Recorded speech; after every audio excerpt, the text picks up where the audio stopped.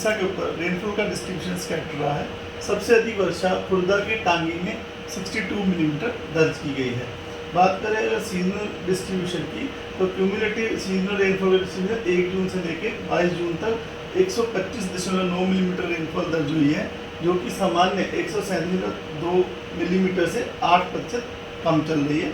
इसी के साथ 2 डिस्ट्रिक्ट जो हमारे लार्ज एक्सेस कैटेगरी में, 3 डिस्ट्रिक्ट एक्सेस में है, 15 डिस्ट्रिक्ट नॉर्मल कैटेगरी में, टोटल 9 डिस्ट्रिक्ट डेफिशिएंट और 1 डिस्ट्रिक्ट जो है लार्ज डेफिशिएंट कैटेगरी में अभी भी बना हुआ है। डे 1 के फोरकास्ट की बात करें तो आज यानी 22 जून को मयूरभंज, क्योंझर इन डिस्ट्रिक्ट में येलो वार्निंग दी गई है। आइसोलेटेड से हैवी रेनफॉल होने की संभावना से, जहाँ मतलब 7 सेंटीमीटर से 11 सेंटीमीटर रेनफॉल होने की संभावना एक्सपेक्ट कर रहे हैं।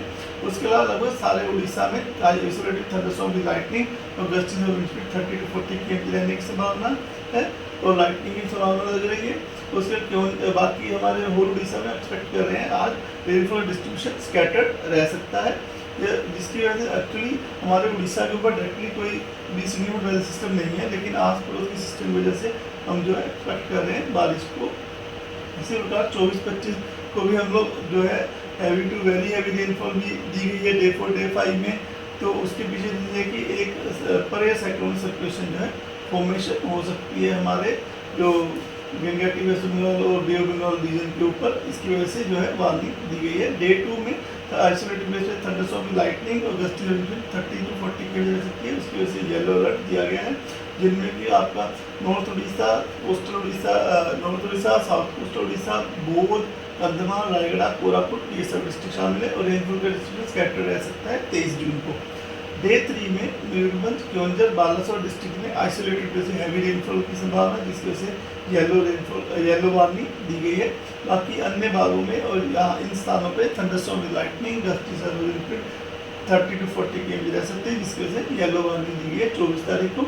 और रेनफॉल की जो डिस्ट्रीब्यूशन में बढ़ोतरी हम एक्सपेक्ट कर रहे हैं कि फेयरली वाइडस्प्रेड डिस्ट्रीब्यूशन हो सकता है। इसी प्रकार 25 जून को ऑरेंज वार्निंग दी गई है, जिसमें कि मयूरभंज, क्योंझर, बालासोर, गंजम, गजपति इन जिलों में हम लोग एक्सपेक्ट कर रहे हैं आइसोलेटेड में heavy to very heavy rainfall होने की संभावना, जहाँ में 7 सेंटीमीटर से 20 सेंटीमीटर की बारिश जो है एक्सपेक्ट कर रहे हैं।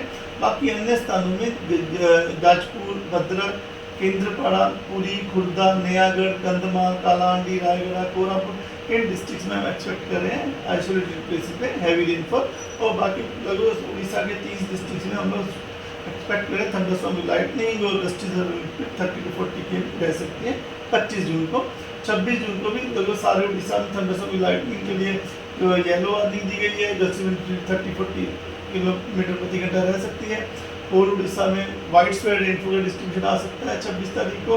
और जो ऑरेंज वार्निंग दी गई है आइसोलेटेड प्लेस में हैवी टू वेरी हैवी के लिए मयूरभंज, क्योंझर, बालासोर, भद्रक, जाजपुर, ढेंकानाल, अनुगुल में, और सुंदरगढ़, देवगढ़, नयागढ़, कटक, केंद्रपाड़ा, जगत सिंहपुर और खुर्दा, पुरी इन डिस्ट्रिक्ट में जो है हैवी रेनफॉल की जो है रेनफॉल के लिए येलो वार्निंग दी गई है।